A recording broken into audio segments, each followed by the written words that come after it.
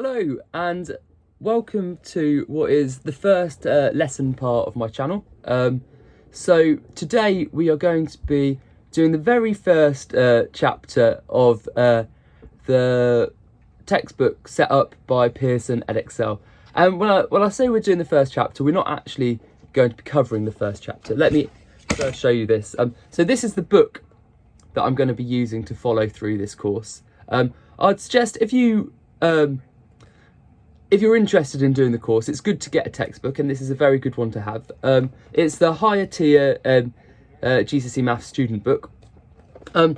With it being higher tier, they make some assumptions based on your prior knowledge. So within each topic, what they'll have is they'll start each section with a thing called a prior knowledge check. So this is the first page, and if you look up here, it says prior knowledge check.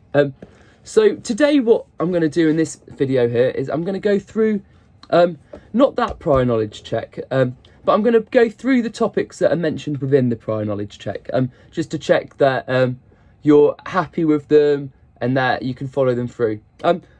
But just as an aside, there's a lot of things that are covered in the prior knowledge check that are very much topics in their own right as well. So if I was you and I was watching this, I would work through this session, see how you feel about it.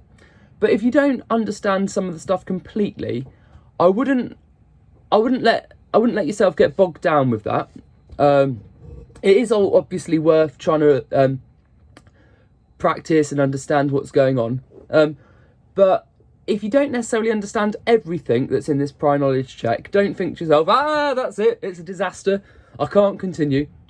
Because these topics, people forget them all the time, and you revisit them all the time as well. So every single time that you do something new, you are going to revisit these topics that we're about to have a look at. So be prepared, this video is going to be quite long, but it is worth going through. Okay, so this is the number module for the topic. Often textbooks and curriculums like to start with number work because number is like the basis, it's the foundation of everything to do with maths. And so there's a lot of techniques that we're going to go over, like for example things like rounding, adding fractions, dividing fractions, percentages, BODMAS, and these things are going to be things that are going to be important to enable you to answer questions further down the line.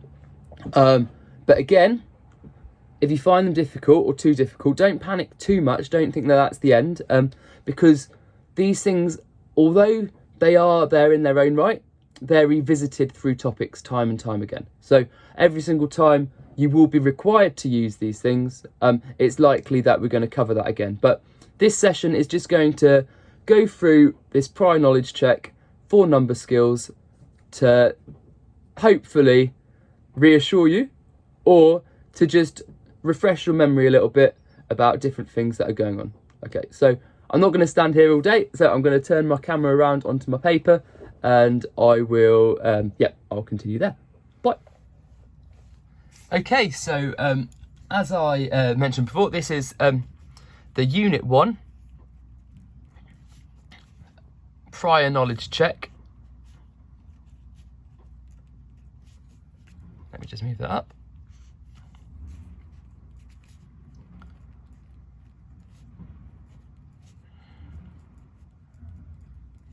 And they've entitled it they've called it Number Fluency. Okay. So the first question that they've asked, it's basically asking if you are able to identify three different things. They've called them one. They're asking one about integers. Can you identify an integer?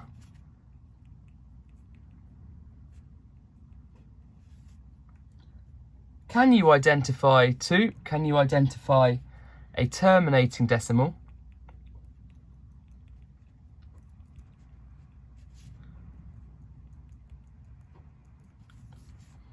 Three, can you identify a recurring decimal?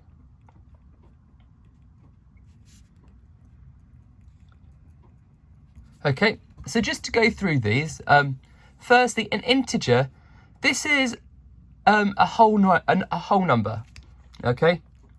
But more than that, it's like the numbers we use to count, okay? So it includes, so it's a whole number including negative numbers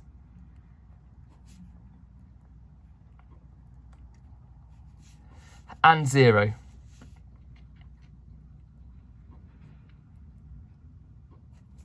Okay, so let me just move that over a little bit there.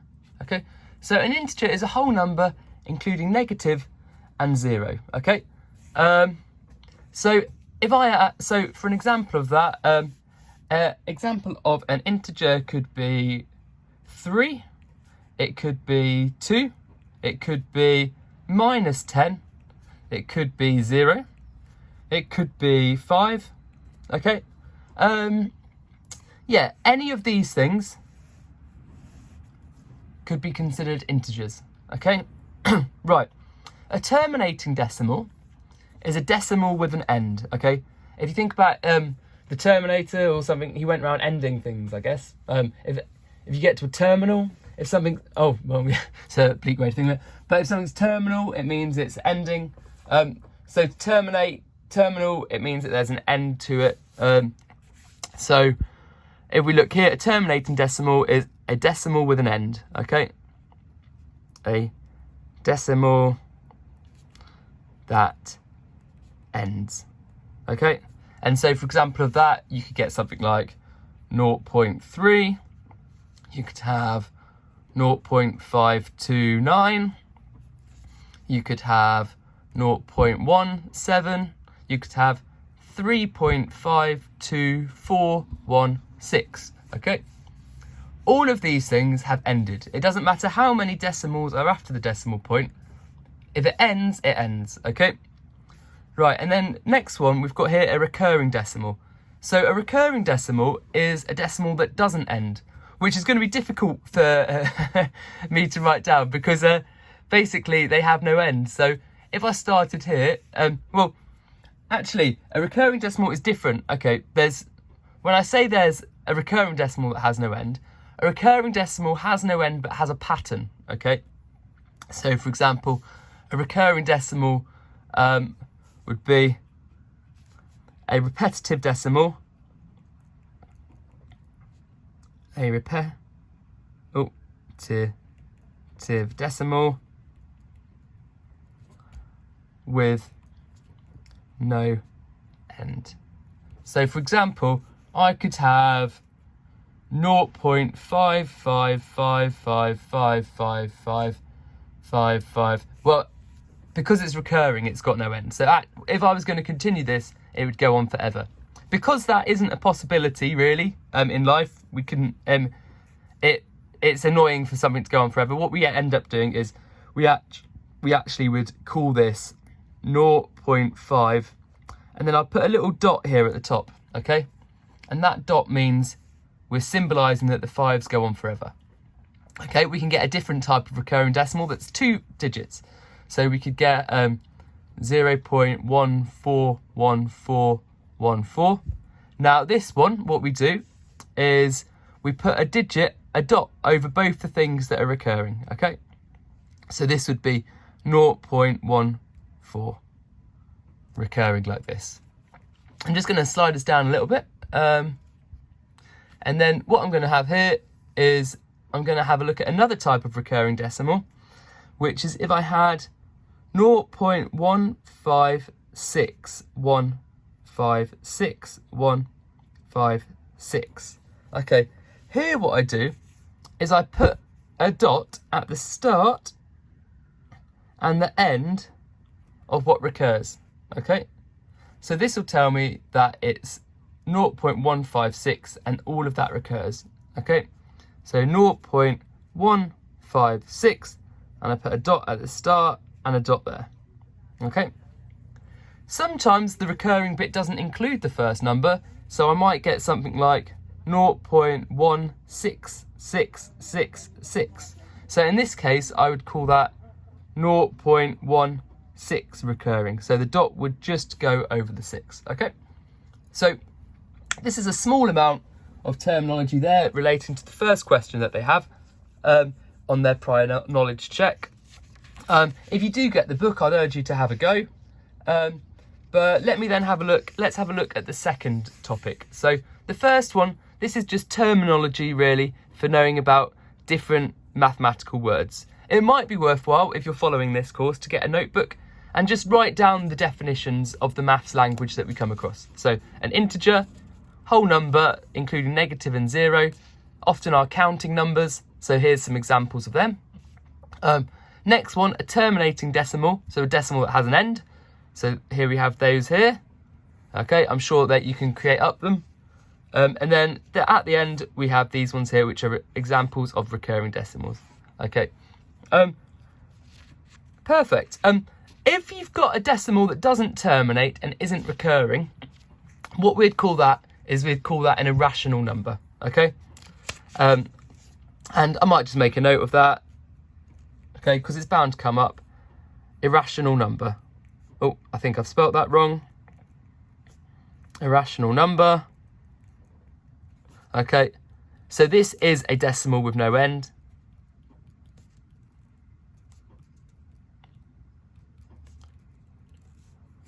End or recurring pattern.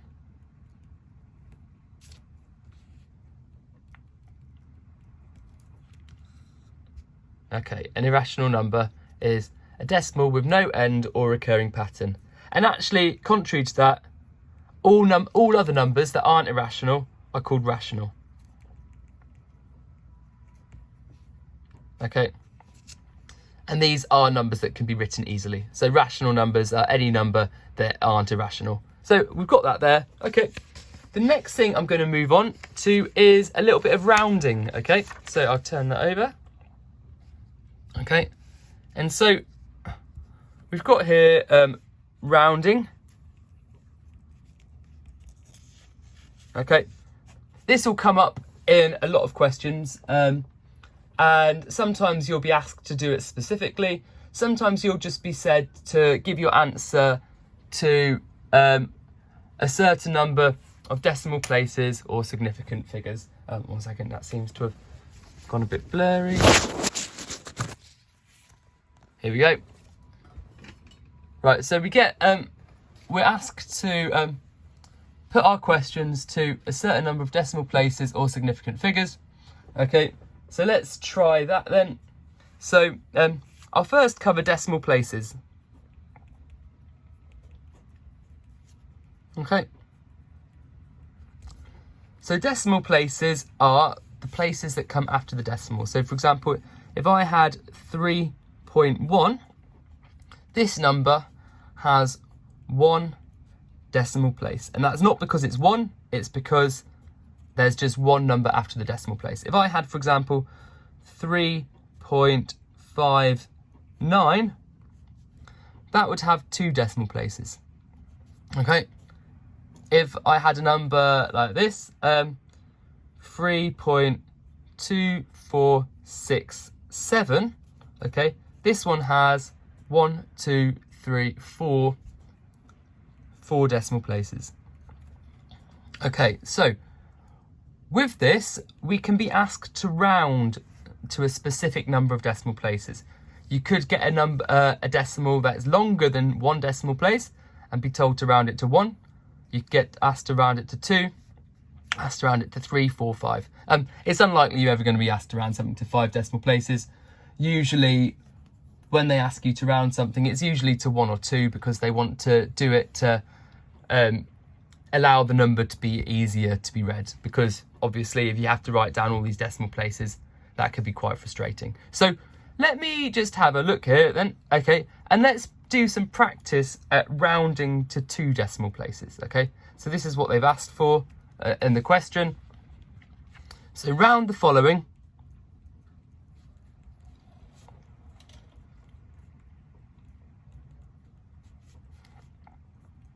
to 2 decimal places, and I'm just going to use DP because it's easier. Okay. Right, so round the following to 2 decimal places. So let's have a 0.4972. Okay, I've actually started with quite a difficult one here. I didn't mean to. But 2 decimal places means that we want to end up with something that looks like this. So 1 number and 2 decimal places, okay? Well, we don't have to have the number, but we know that. So largely, if I hadn't used this 9, okay, this would be relatively straightforward, because what we'd do is we know that the first one stays in place because that's not even part of the rounding. And then normally we could guarantee that the first decimal place would stay there. So we'd take that 4, and then we'd be looking at this 9, okay? And then what we have to decide is, if I draw a line after that 9, does this 7 make this 9 closer to being a 10 or closer to being just a 9, okay? Or in other words, what we could do is, if we look at it as a double number, is 97 closer to 100, or is it closer to 90, okay? Well, the way that we do it is there's a rhyme that people sometimes use, which says, if it's 5 or above, give it a shove, okay? So in other words, what they're saying is, if the number is 5 or above, then we round up, okay? And they sometimes draw a little arrow here, 5, 6, 7, 8, 9. So all of these numbers, 5 or above, we round up. So as the 7 is 5 or above, that means we're going to round up this 9. So that means that 9 is going to become a 10, okay? But when that 9 becomes a 10, what that means is this bit here, the 9 becomes a 10, and we have to add the 1 to the 4, okay? So essentially what we're really saying is, if we're rounding this to 2 decimal places, we've got to round this one to 10, which means this one has to go up 1. So actually, although normally we could put a 0.4, what we have to do is we're going to have to put 0.50, because this is actually like 0.410, but you can't have 0.410, so we have 0.50. Okay, we have to leave the 0 because it is 2 dp, and the 0 lets us know that this is what has happened, okay? Right, let's have a look at another one, maybe a less complicated one this time. So let me say if I've got 3.724, okay? So again, we can write the first number down straight away. We've definitely got the 3, okay? In this case, we've got a nice number here, a 2. That's not going to impact the 7 in any way. So we can take the 7 there as safety, okay? Right, I'm going to draw my line after the 2 decimal places so that we can evaluate the 3rd decimal place, decide what that does, okay? So looking at this decimal place, it looks like that's going to round down, because if it's 5 or above, we give it a shove. 4 is not 5 or above, so no shove, so the 4 just disappears, and we allow this number to live out its life as 3.72. Okay, and that's that one there. So let's try one more on this, and then we'll have a look at another type. So let's say here, let's have again, okay, 5.003. Okay, 5.0034. Let's just make it a bit more interesting. Not that actually anything after the 3rd decimal place makes it any more interesting, because we are only interested in the 3rd one. But we'll examine this. So if we're rounding this to 2 decimal places, we've got 5.0034. So I'm going to put my line after the 2 decimal places, because that's all we want. We only want 2 decimal places. And then I'm going to look at this 3-4. Well, I'm not even going to look at the 4. I'm only looking at the 3. Looking at this 3. Is the 3 5 or above? Yes or no?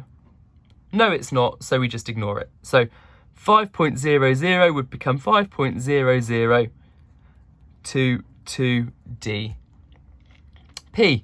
And remember, if we've rounded, we have to write all the decimal places that we've rounded to. So even though it's saying that there's nothing there, we've still got to round to that. Okay, I'm just going to lower this a bit, okay? And I'm just going to do a quick section on 3 decimal places, okay? Or 1 decimal place. Actually, round to 3 dp. Okay, right, so I'm gonna write the question down and then I'm gonna just pause for a little bit to allow you to have a think about that. And then I'll continue in a moment. So, A 4.25678. Okay, so I'll just give you a little bit of time to think about that and have a go at rounding it, and then I will join in about 10 seconds.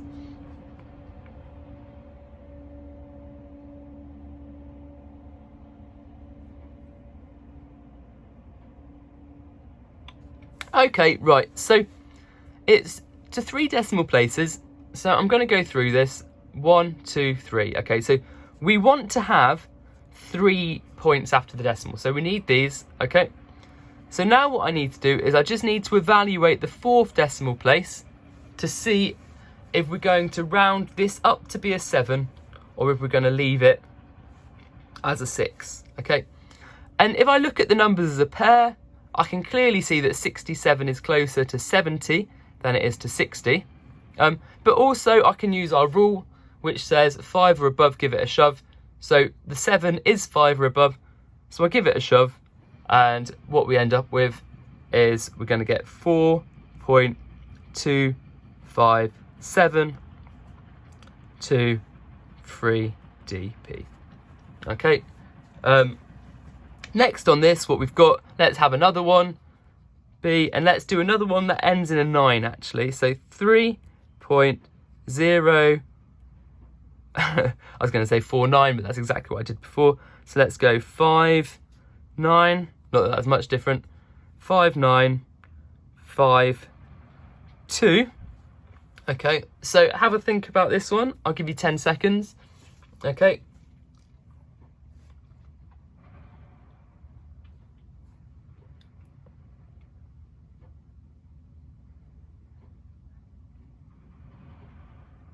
Okay, so that's that 10 seconds gone. Okay, so let's have a look here. I'm going to draw a line after the 3 decimal places. So the 5 or above, give it a shove. The 5 definitely does round up.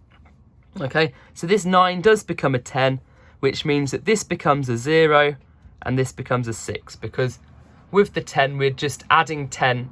We've kind of replaced the 9 with a 10, and so the 50 add 10 becomes 60. So what we'll end up with this one is we'll get 3.060, and then I'll write in the brackets to 3dp. Right, okay. So next one is we're going to look at a thing called significant figures. Okay, so this is still rounding. Okay, still rounding, but rounding to significant figures. Okay. So I'll put that there, rounding to significant figures. Okay, great. So we're rounding here to significant figures, and let's just quickly go through what a significant figure is. So I'm going to write some examples down. Often this helps the best. So let's have 529,000. Okay. In this number here, I always like to put commas in to help me read numbers. This number is 529,000. Okay. In this number, we would say there is 3 significant figures, 3SF. Okay. Because there's 3 non-zeros that tell us about the value. Okay. I mean, the zeros, they are significant to us. They let us know that this is 529,000, but they're not deemed as significant in this. Say, for example, I had another number that was a decimal, 0.00425. This one is also 3 significant figures. Okay. Yep, and then that's that with that. Let's have a look at another one. Let's say when I've got a number that starts, has a 0, then has another number, have another number, okay, So here we go, 6,024. Now this one is actually 4 significant figures, okay? Because the zeros only start being insignificant when they're clumped together, okay? So this one has 4 significant figures. The rounding in significant figures is very much the same as the decimal places. It's just a case of knowing what you're rounding to. So for example, if I had a number, let's say if I said round to 2 significant figures, okay, I'm going to put that there, and I'll have a number here. Let's come up with a number, let's say 4. Oh gosh, I like starting with 49s. Let's have 4725003. Okay, so I'll put in some brackets, some commas there. So this number here is 4,725,003. Okay, right, so if I'm rounding this to 2 significant figures, what I do is I go straight from, like with decimal places, I go from the start, 1, 2, so I'm rounding it to here, okay? So, then I look at this 2 or not 2 or above, 5 or above, give it a shove. This isn't 5 or above, so I'm just going to let it disappear. So then this number, I keep the 4, I keep the 7, and then everything else becomes, oh dear, a 0. Okay. So this number becomes 4,700,000. And it looks like I forgot the way to do commas there, and I definitely did. So don't read too much into that. Right, let's have a look at another one. So that was A. Let's have a look at this one. Let's say we've got here 0.00736. Okay, we're going to round it to 2 significant figures. So again, the significant figures start when the constant stream of zeros ends. So we've got a 7, we've got a 3. I put the line here. 6 or above, 5 or above, I give it a shove. 6 is 5 or above, so I give it a shove, and we end up here. So we're going to end up with 0.0074, and that's 2SF. And I've just realised I didn't write that here either. I should have wrote that to 2SF, because it's important. Okay, right, let's try a couple to 3SF. Okay, so let's say here round to 3SF, so 3 significant figures. Okay, and let's have a look at, say we've got 1.357246. Doesn't matter how long the number is. 3SF, what we do is we start with the numbers. So we've got the 1, we've got the 3, and we've got the 5, and then I draw my line. Okay, the 7 is 5 or above, so I'm going to give it a shove. So this is going to become 1.36 to 3SF. Okay, the next part we've got here, I'll leave that there, and I'll give you one to have a go at. So let's have 0.01274. Okay, so let's round this to 3SF. I'll give you 10 seconds to think about that.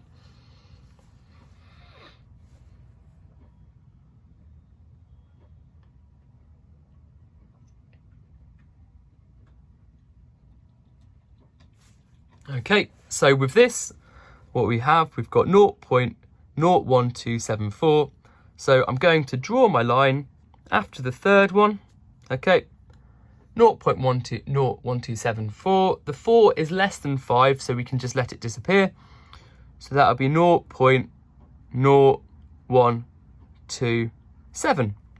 And remember to put 2, 3, SF. Okay. Right, next topic they have on this sheet that I've got is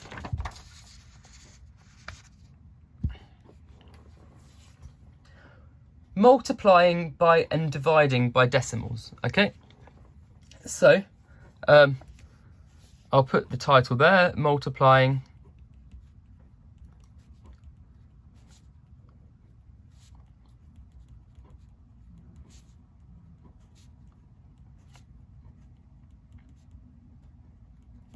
Okay, so this can be a confusing topic, because, well, it really relies on your ability to already know how to multiply and divide by powers of 10.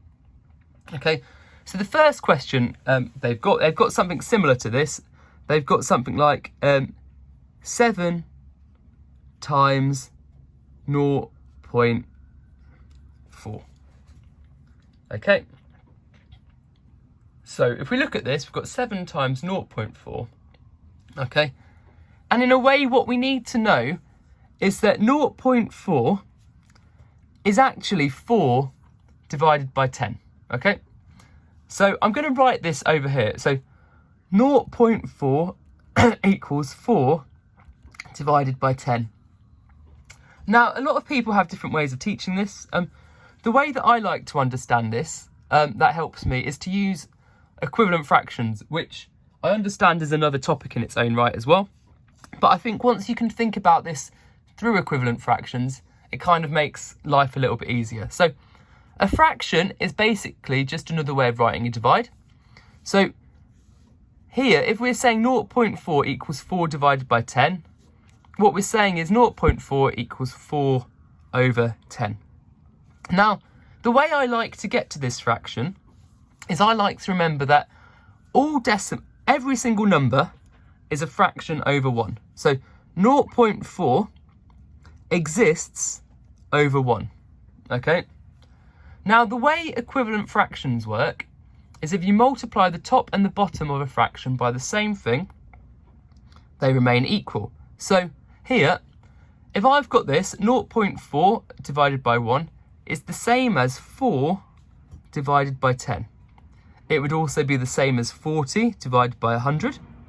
And it'd also be the same as 400 divided by 1,000. Okay? Multiplying things by 10 like this is relatively straightforward. Everything is moving one decimal place, and then when the decimal place has disappeared, we continue to add the zeros. Okay? It's not great to think about it like that necessarily, but it's the easiest way to look at it. Okay? So if I've got here 7 times 0.4, okay, what we have is we've got 7 times 4 divided by 10. Okay, so we can think about this like this, or we could write this like this: 7 times 4 all divided by 10. Okay, so 7 times 4 equals 28. Okay, and then 10 is just 10. Now, what we can do is we can work in the reverse way of this. Okay, so then when we remove the 0, we essentially move back the decimal place, one place on each one. So we get that this is 2.8 over 1. We don't bother writing down that. We just write this is 2.8. Okay, so this might have seemed like a lot of information.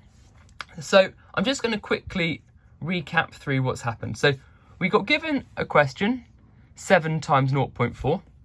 Okay, and using the fact that I knew that 0.4 is 4 divided by 10, I changed this to say this was 7 times 4 and then divided by 10, okay? Now, I'm able to write that like this because divide, this line here and the divide sign mean the same thing. So this is just another way of saying 7 times 4 divided by 10, okay? So 7 times 4 was 28, and then we've got 28 divided by 10, okay? We could see here that 28 divided by 10 is the same as 2.8 divided by 1. So that just equals 2.8. Right, let's have a look at another question. So here, we've got one which is a little, let's not go too complicated just yet. Let's say we've got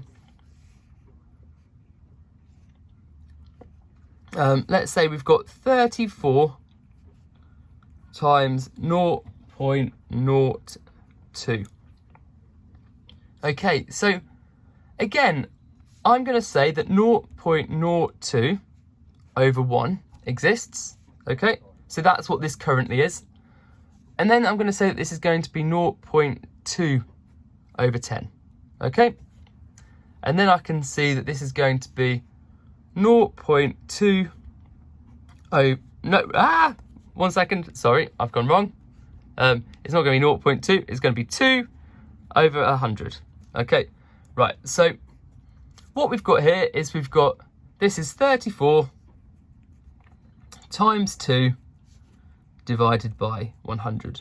Okay, and I can write that like this as well if I like. 34 times 2 divided by 100. Okay, so 34 times 2 is 68. Okay, and then we've got divided by 100.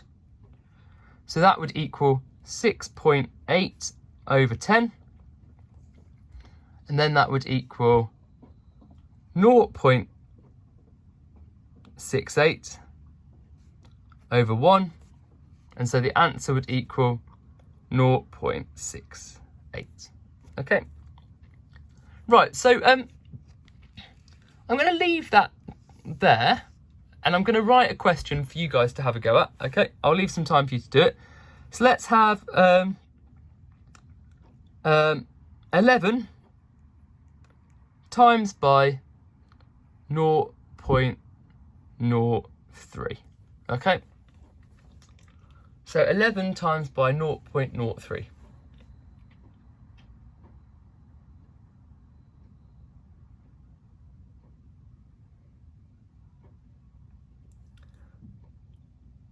Again, you might have another way of doing this already that you find quicker and easier. That's absolutely fine.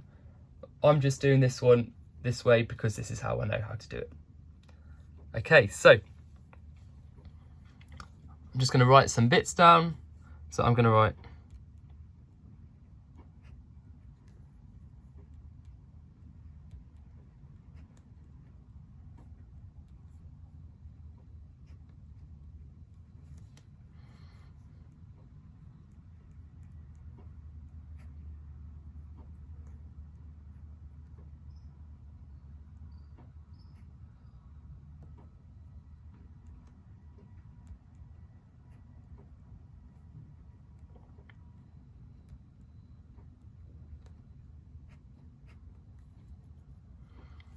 okay, so there we go, that's what I've got there. So that is for multiplying. Okay, and let's have a look at for dividing. Okay, so if I've got some questions here, I've got here 6 divided by 0.2. Okay, so 6 divided by 0.2. And again, what we can do is we can think about this as being 0.2. Let me just move it up there. 0.2 over 1. Okay, which equals 2 divided by 10. Okay, so this is interesting. I'm going to replace this with the fraction here now, actually. Okay, so this is 6 divided by 2 over 10. Okay, so let's have a think about this. I don't know if you remember much of your rules of fractions, okay, but there's a rule that for dividing by a fraction is the same as multiplying by the reciprocal. Okay, so because this is like saying we're actually dividing by the 2 wholes and dividing by 10. So it's like divide by 10. So it sounds a bit confusing, but if you want to, with a fraction, if we're dividing by a fraction, we can flip it.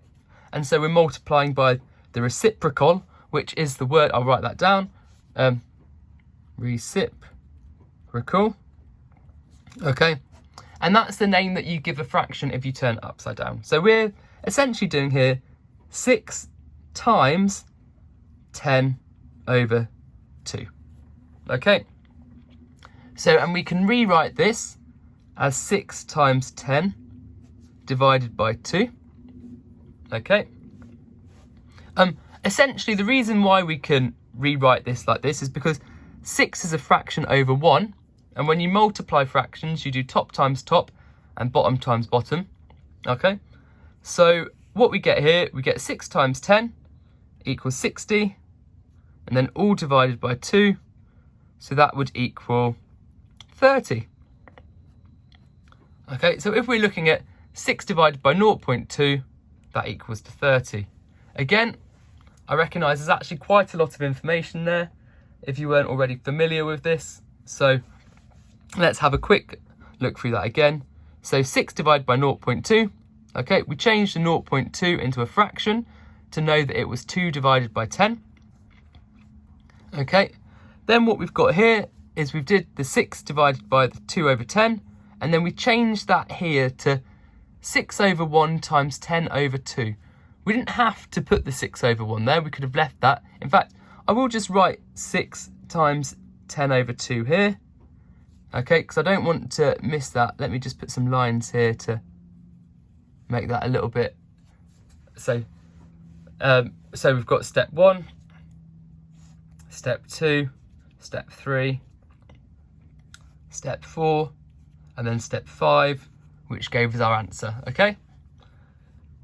Right, so I'm going to leave that there, and over in this part of the screen, I'm just going to have a go at thinking about something else. So let's say, for example, we've got 4.7 divided by 0.01. Okay, 4.7 divided by 0.01.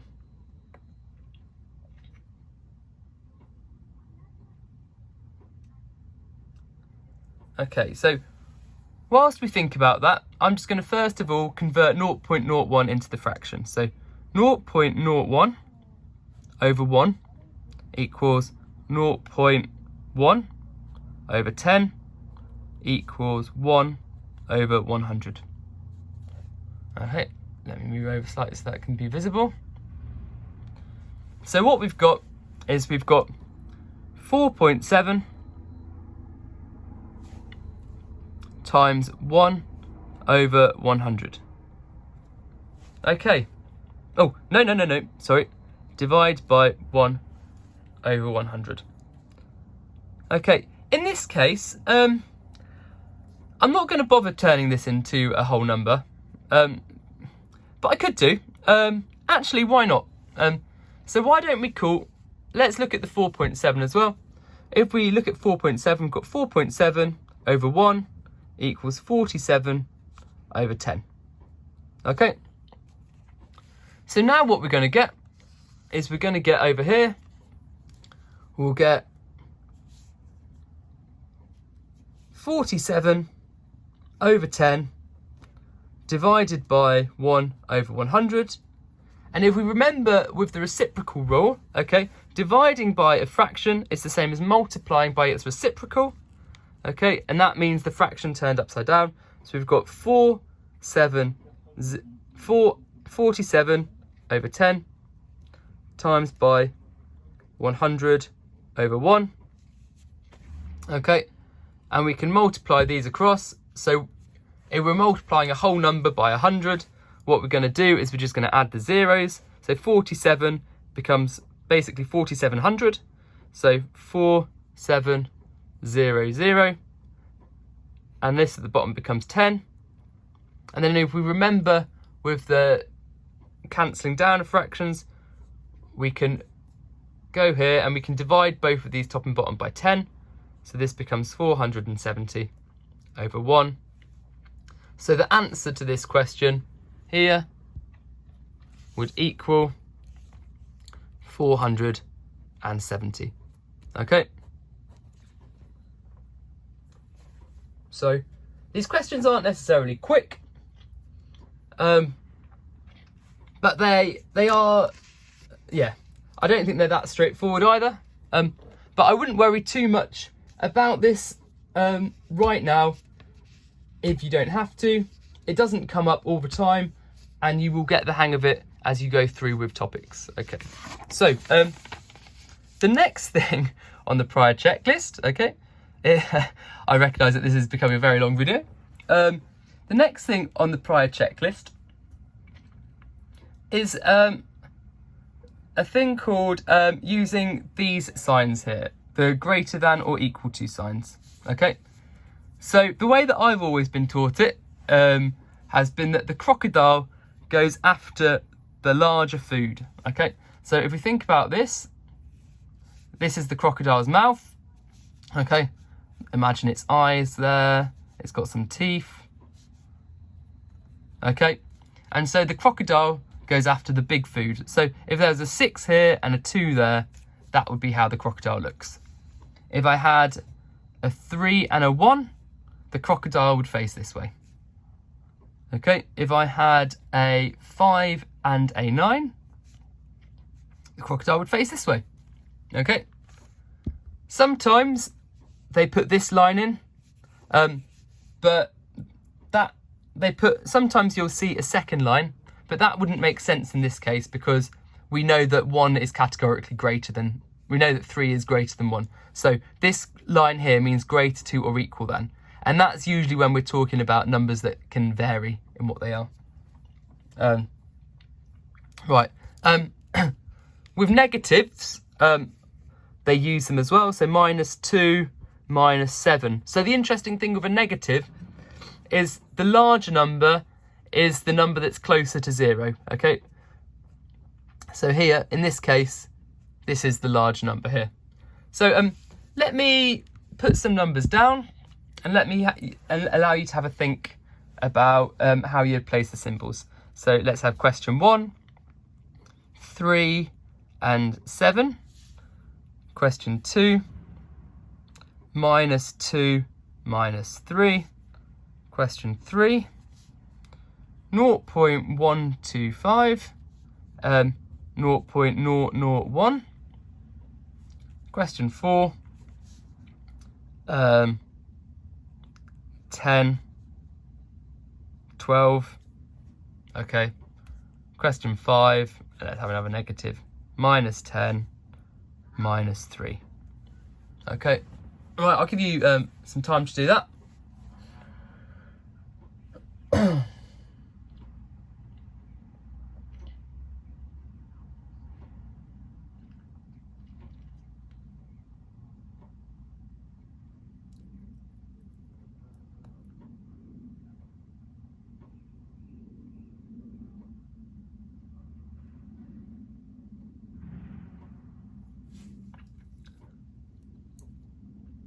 Okay, if you need some more time, I'd suggest pausing the video, but I'm going to just go through the answers now. So here we've got 3 and 7. Okay, so we've got 7 is bigger than 3, so the crocodile's going after the 7. -2 and -3. -2 is bigger because it's closer to 0, so we're going after the -2. Here we've got 0.125 and 0.001. Well, in that case, this is bigger. Okay. Here we've got 10 and 12. 12 is bigger. And here we've got -10 and -3. And the -3 is bigger. Okay. Right. So the next question, the next topic that we've got, as I said, this is on this prior knowledge check. It's a lot more information actually than you'd be well, it's just a lot of information all in one go. This could in itself be an entire term's worth of work. So it is largely just good to pick this stuff up as you go along. But again, we've now got some fraction questions. Okay. So with the fraction questions, what we have is we first of all we've got a whole number times a mixed fraction. Okay, so again, as I was explaining before, if we've got a whole number, that is actually just like having a fraction over 1. So the first thing I'd do to this question is I'd change it to 5 over 1 times 1 over 6. Okay, and then from that, I could say that with the fractions, the rule of multiplying fractions is we do top times top, which is 5 times 1. And then we do bottom times bottom, which is 6 times 1. Okay, and that will then equal 5/6. And actually, if we say this first statement out loud, that kind of makes sense as well. 5 times 1/6. You've got 5 lots of 1/6. You've got 5/6. How many 6 do you have? You've got 5/6. What's 5 times 1/6? 5/6. Okay, so sometimes it's good to say these questions out loud in order to be able to think about what you've got. Let's do a similar question to that. Let's say we've got 3 lots of 2/7. Okay, so we've got 3 lots of 2/7. Okay, so you've got 2/7 3 times. How many sevenths do you have in total? Well, let's have a look. It's going to be, let me just draw a line to divide that. To work it out like this, we've got 3 over 1 times 2 over 7. Okay, times the tops. 3 times 2 is 6. 7 times 1 is 7. Okay, so we've got 6/7, and that makes sense because 3 lots of 2, okay, is 6. 3 lots of 2/7 is 6/7. Okay, right, then that's the multiplying, and then I'm going to do the dividing here. We did a bit of dividing earlier, so I've got here 2 divided by 4 over 5.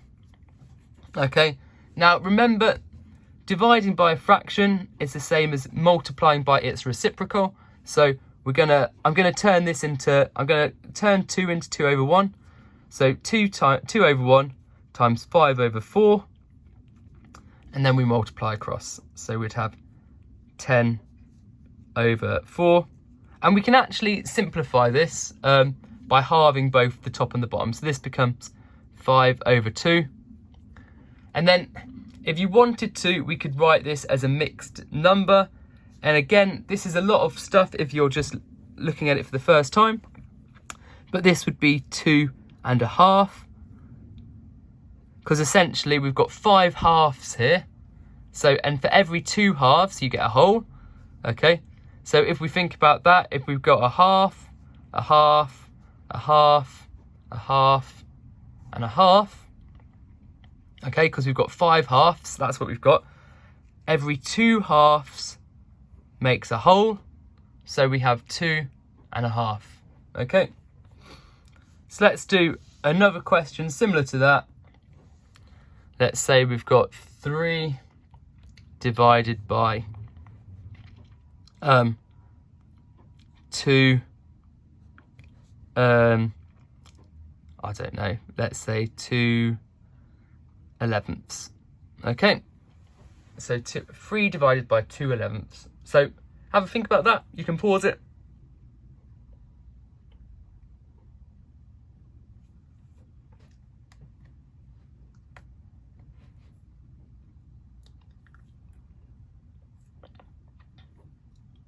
Okay, so I'll have a go now. So again, I'm gonna change this to 3 over 1, change this to a times, and we're gonna flip the fraction. Okay, so that's 11 over 2.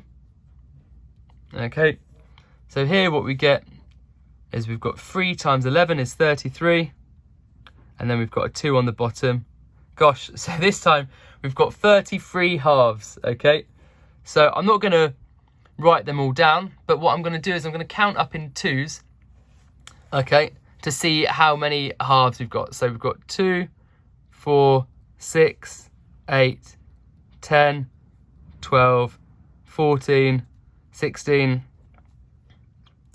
18, 20, 22, 24, 26, 28, 30, 32, and then we'll have 1 left. Okay, So let's count this. 1, 2, 3, 4, 5, 6, 7, 8, 9, 10, 11, 12, 13, 14, 15, 16. So we have 16 holes and 1/2 left. Okie dokie. Right, let's have a look at another. I'm going to put up a collection of questions at the end of this, just so that you can have a go at your own for yourself.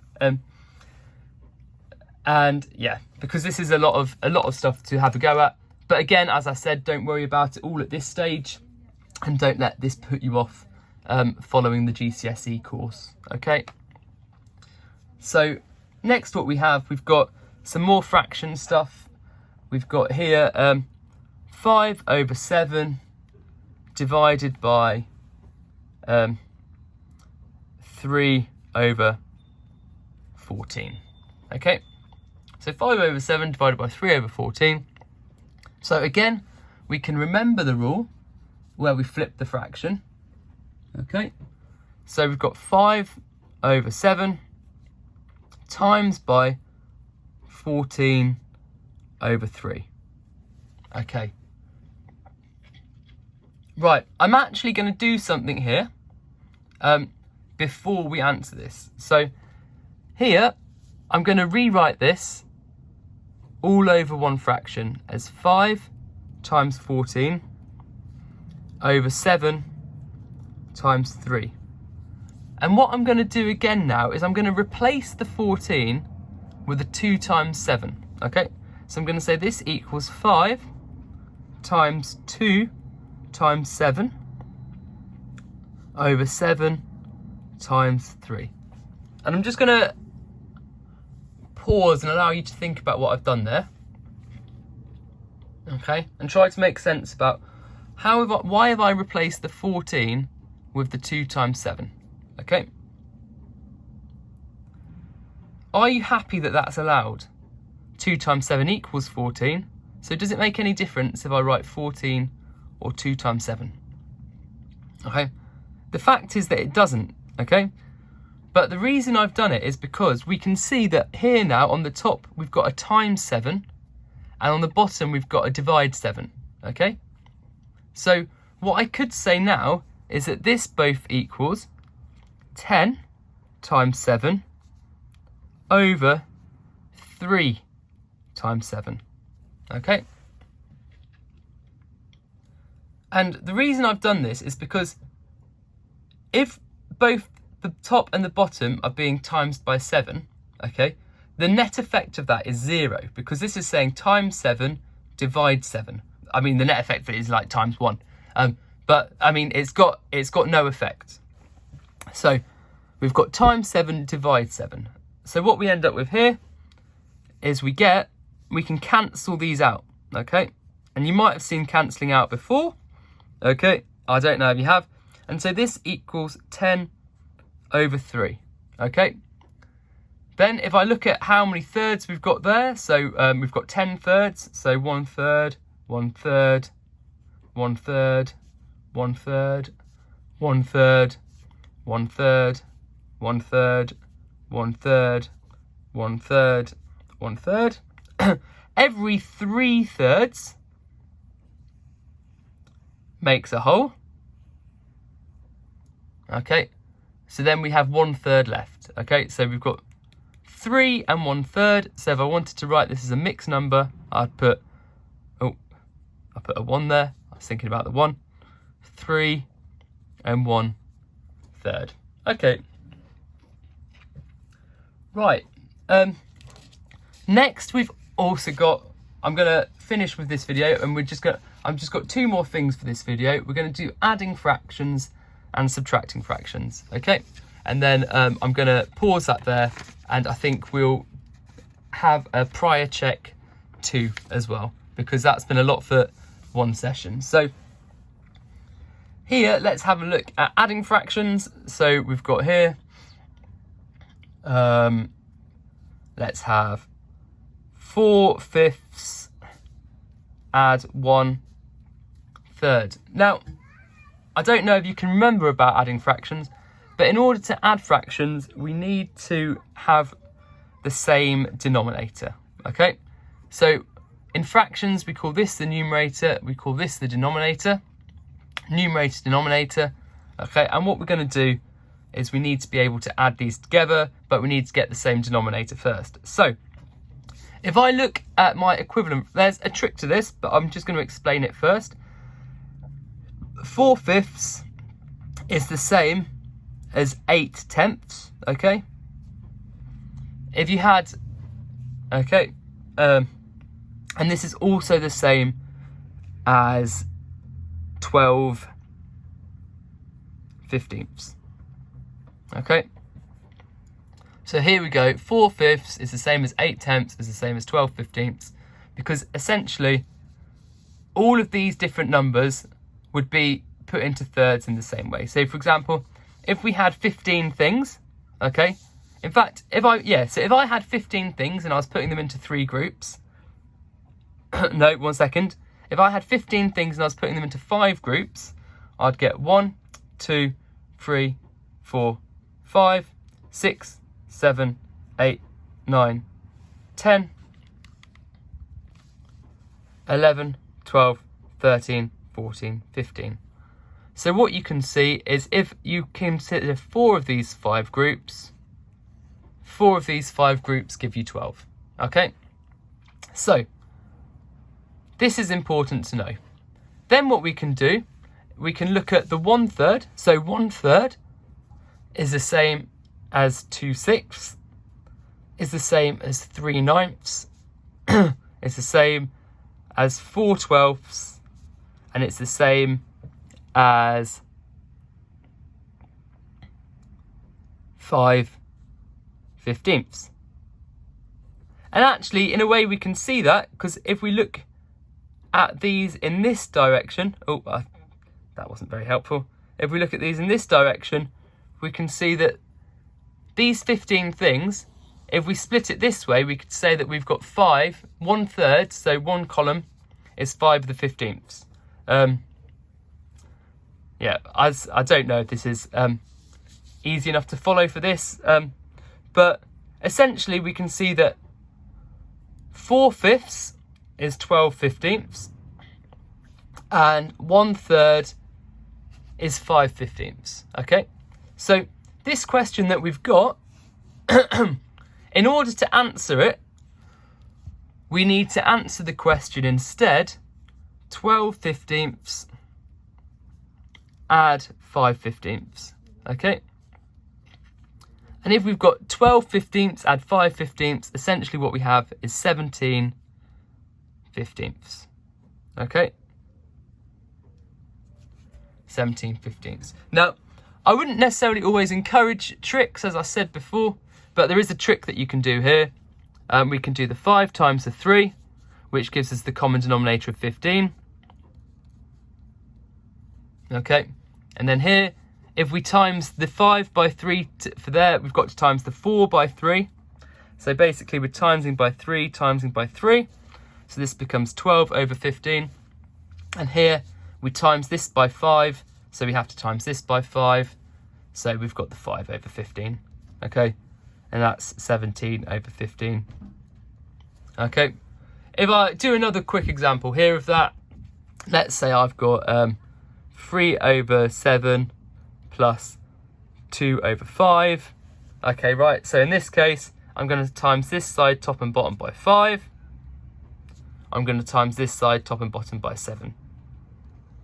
Okay, so 3 times 5 is 15, 7 times 5 is 35, 2 times 7 is 14, 7 times 5 is 35, and now they're ready to add across, and this would become 29/35. Okay, right, I'm going to stop there because that's been a very long time, but thank you very much for paying attention. I'm going to put some question sheets up just after this, which if you have a chance to do, I'd say have a go. And yes, 1 second, let me just turn around. Hello. Okay, yes, I was just thought I'd say thank you very much for watching. I'll put some question sheets up if you want to pause and have a look at them. and then I will put the answers closely after the question sheets. So don't worry. Yeah, so make sure that you pause the video and then you can check your answers after by just flicking to and from. But thank you very much for listening. This has been part 1 of the prior check to the number 1, to the first number chapter. So just again to remind you of that. So I'm following this book, which is the Pearson Higher GCSE textbook. And today we've done Unit 1, but actually we've been looking at the prior check to covering the information for Unit 1. So don't feel overwhelmed by it. If it feels like a lot, don't worry. Just have a watch through, try to see what you can understand, and just have a pause and have a think about it and see how you get on. And although these techniques, they are important, they're not actually quite as important for you to know them all right now, and they won't stop you from taking part in the course if you currently struggle with them, because you will visit them time and time again. So okay, right, well, thank you for today, and I will catch you soon. Bye.